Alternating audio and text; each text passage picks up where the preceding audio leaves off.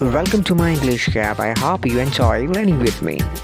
Robert Frost was one of America's most popular 20th century poets. He is highly regarded for his realistic depictions of rural life and his command of American colloquial speech. His works frequently employ settings from rural life in New England in the early 20th century. A popular and often quoted poet, Frost was honored frequently during his lifetime, receiving 4 Pulitzer Prizes for poetry.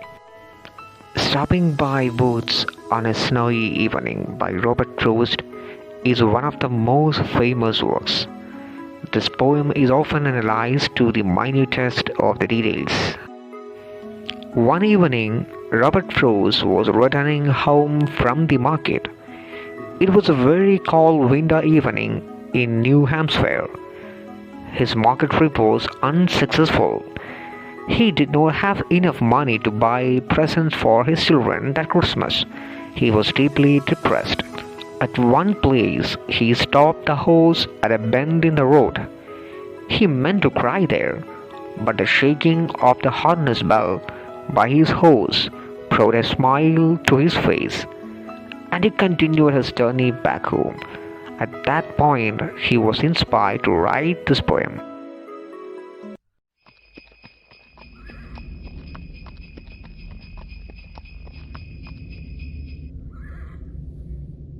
Whose woods these are, I think I know.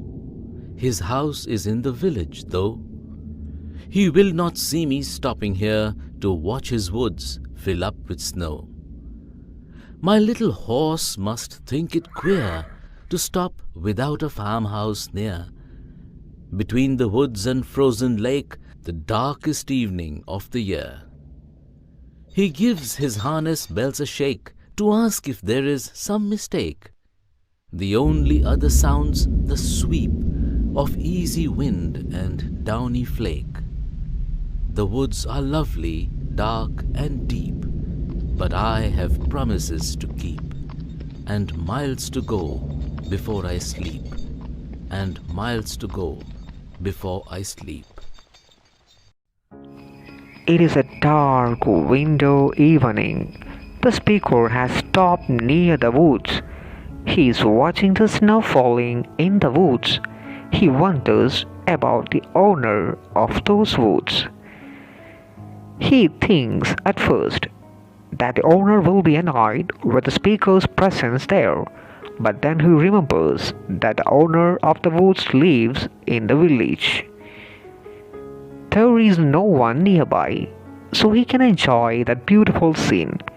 His sleigh horse does not understand why the master has stopped there. The horse shakes its harness bells impatiently. The horse seems to be reminding the master that it's a mistake to stop there. Except for the sound of the snowflakes and wind, there is no other sound. The speaker wants to stay there longer, but he remembers that he must leave to fulfill his promises. He reluctantly leaves the place. Perhaps Robert Frost may have never thought that this simple poem would draw so much attention in future.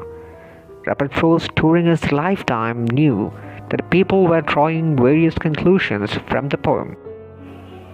The poem is inspired from a real-life incident, but the speaker in the poem is not financially affected. He does not seem to be carrying any emotional burden like Robert Frost.